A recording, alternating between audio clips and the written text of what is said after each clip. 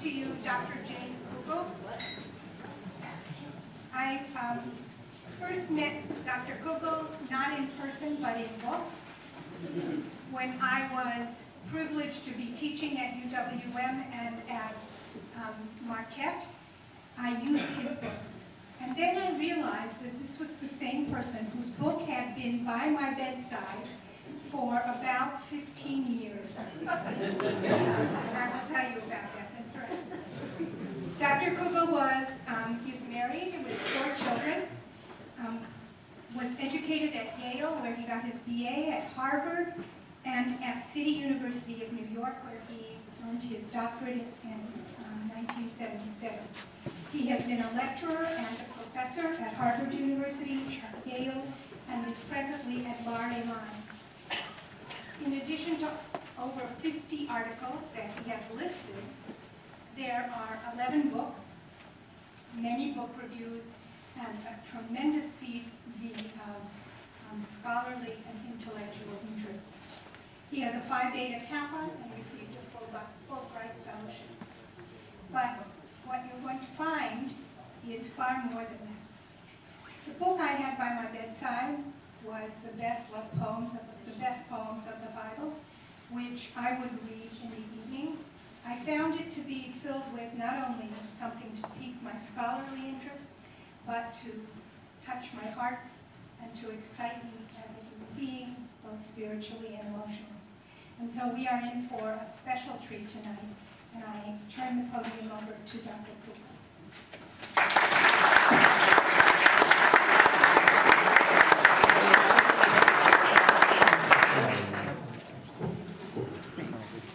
Thanks so much. Can you hear me?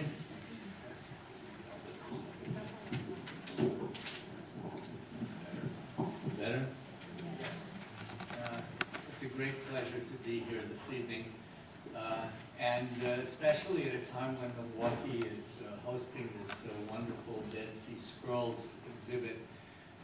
People who study the scrolls, like me, generally have their eyes, both eyes, solidly fixed on the past. But what I wanted to talk about this evening was what the scrolls can tell us about later Judaism, Judaism today. Could you talk a little louder? Well, maybe I'll lift this up a bit and see if that does it. Is that better? Good. The Dead Sea Scrolls, I hope you know, is the library, a library of ancient manuscripts that was found starting in the late 1940s in some rocky caves located above an area known in Arabic as Kugel, the ruin of Qumran on the shores of the Dead Sea. The caves turned out to contain all sorts of things. They had these jars that were found to hold manuscripts. And the manuscripts included some biblical books, books that interpreted the Bible, prayers, rules of proper behavior, and a lot more.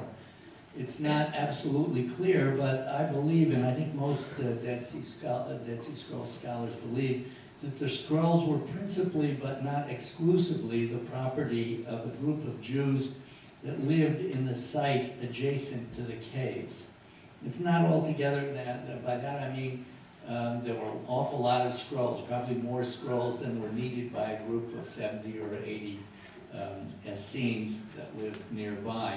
It seems likely that what we found was in part their library and in part the books that belonged to people who belonged to the same community, the same sect, but lived elsewhere, principally in Jerusalem. So the theory that I think now holds sway is that as the Romans were fighting the Jews in this last war that culminated in the destruction of the temple, manuscripts were brought from elsewhere to this site, Qumran, the sort of mother church of this movement. And they were put in the caves in the hopes that after the Romans left, the members of the community could come back and reclaim them. They never came back, and that's how come we have them. It's not altogether clear why this group of Jews moved out to the shores of the Dead Sea in the first place. It's a very remote spot, and there's really not much possibility of making a living out there. Agriculture isn't a real possibility. In any case, it is clear that this group was at odds with the religious establishment in Jerusalem. They disagreed on many subjects. In fact, they hated the priests, the Kohanim, in charge of the Jerusalem temple. They also despised the Romans who were involved with this establishment. In fact, they despised all foreigners as a matter of principle. They also disagreed with ordinary Jews on fundamental issues of Jewish law.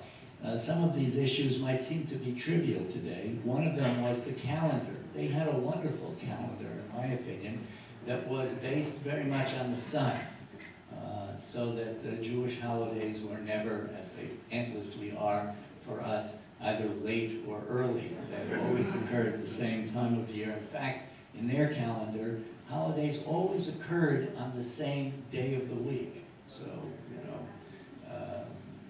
let's say Passover was always on a Friday, and Rosh Hashanah was always on a Wednesday, year after year. But that, of course, was different from our Jewish calendar, and rather like our own civil calendar, there was no correlation between the start of a month and the position of the moon, whereas in our Jewish calendar, every month starts with the new moon. This meant that they couldn't agree with those Jews who used our Jewish calendar, and festivals and fast days like Yom Kippur would fall out on different days.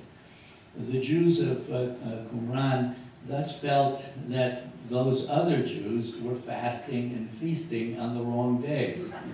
This was, in their eyes, a great sacrilege, and they looked forward to the destruction, to what they called the Great Day of Vengeance, when Jews like you and me would finally be punished. Just as a kind of side note, you might ask, I mean, there is this verse in Leviticus, although a lot of my students at Harvard think it's only found in the New Testament, that says that you should love your neighbor like yourself.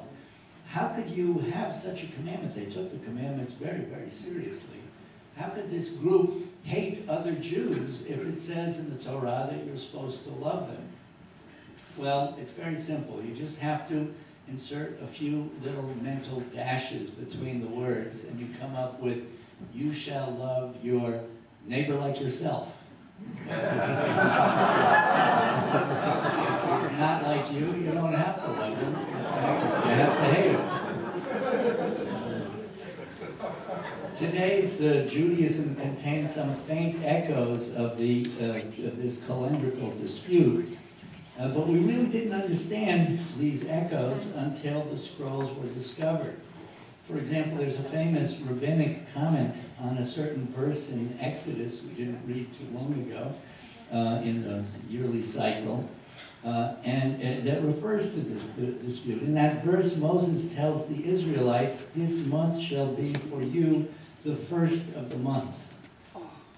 But the rabbinic commentary on that verse says that when this verse was pronounced, God actually showed Moses the new moon with his divine finger and said, "When you see the moon in this state, start the month." In other words, don't be like those Jews at Qumran. Establish the months on the basis of the moon itself.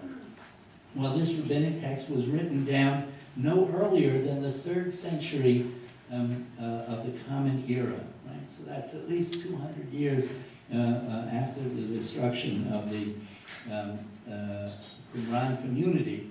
But in the light of the Dead Sea Scrolls, it seems to reflect a dispute that began at least 300 or 400 years earlier. Many other such examples are found in later rabbinic writings. But before I go on, I want to say something about the biblical manuscripts that were found at Qumran.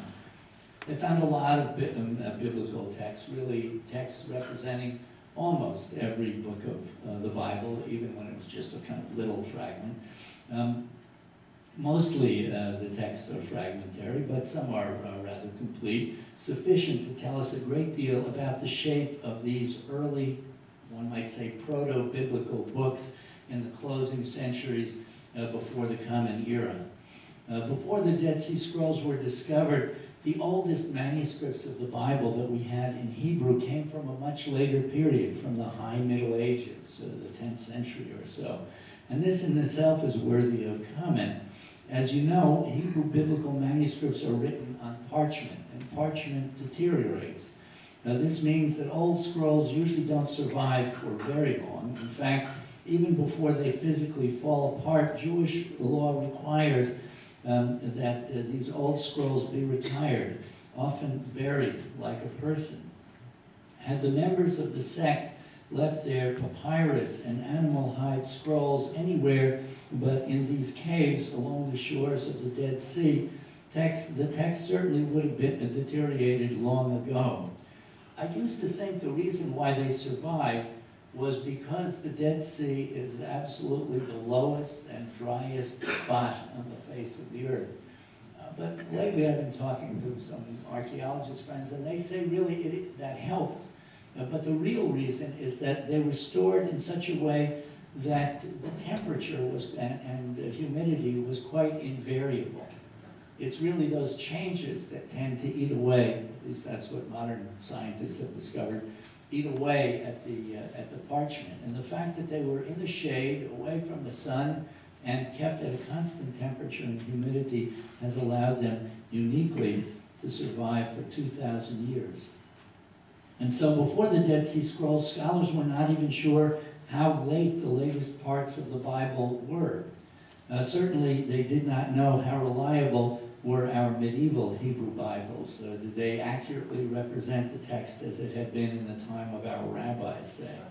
And that's really only logical. I mean, people, when they copy manuscripts, always make mistakes. I can certify that myself. So it seemed likely that they were full of later additions and corrections.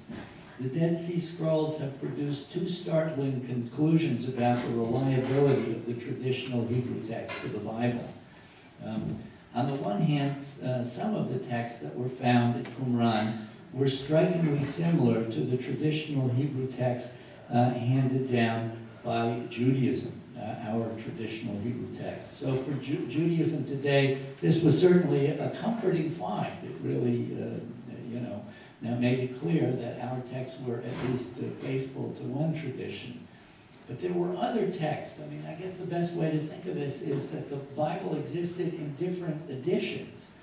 And what our traditional Bible has is a kind of collection of various editions that were handed down, which this collection has been very carefully preserved. But there were other texts that belong to a different edition and are strikingly different. For example, one version of the book of Jeremiah was apparently considerably shorter and presented its chapters in a different order. So some of these texts were actually found to be, and some of these texts among the Dead Sea Scrolls were found to be closer to the old Greek translation of the Hebrew Bible, the so-called Septuagint.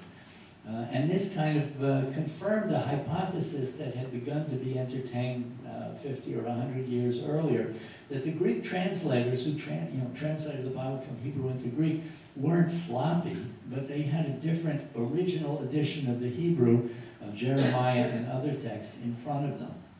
Some of the other Qumran biblical manuscripts were reminiscent more of the text of the Torah preserved by the Samaritans. This is a group you may have heard of. Actually, they still exist in the state of Israel today. They have a different text of the Torah, and actually when they read it, even if you know Hebrew well, you can't hardly understand a word because they have a different way of pronouncing it. Anyway, some of the manuscripts that were found among the Dead Sea Scrolls really seemed rather similar to the text of the Bible, of the Torah that the Samaritans had. But for me, the most significant aspect of this whole textual question has only come to light very recently, as scholars have had to wrestle with texts that seem to sit halfway between ancient established texts and what we might be tempted to call biblical commentaries.